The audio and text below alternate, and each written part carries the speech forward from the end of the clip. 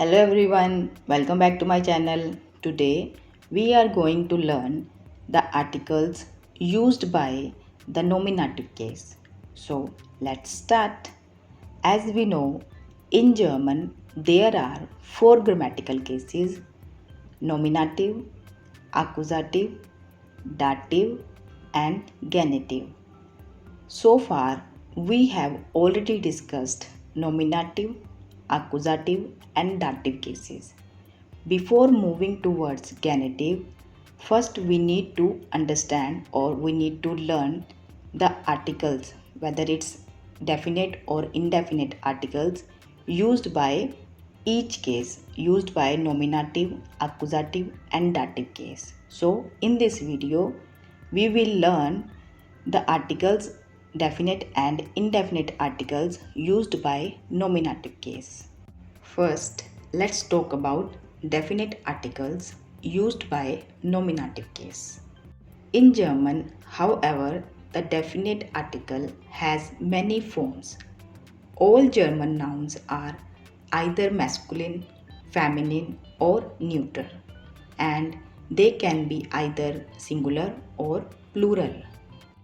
In German language, there is a definite article there for masculine singular nouns, the for feminine singular nouns, das for neuter singular nouns, and the for all genders plural nouns.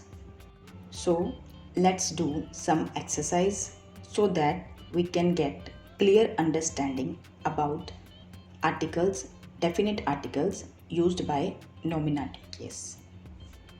Man.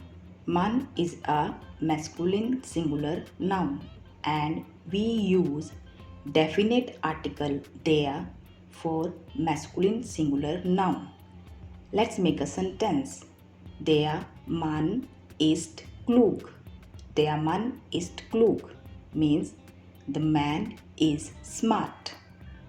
Frau.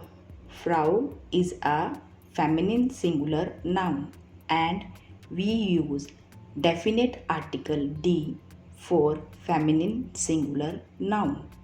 Let's make a sentence. Die Frau ist nett. Die Frau ist nett means the woman is kind. Kind.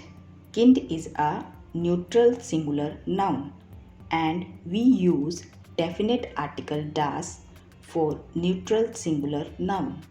Let's make a sentence. Das Kind ist glücklich.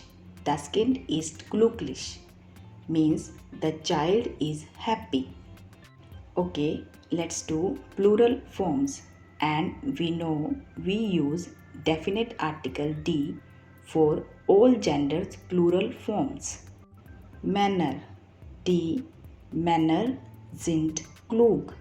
Die Männer sind klug means the men are smart. Frauen.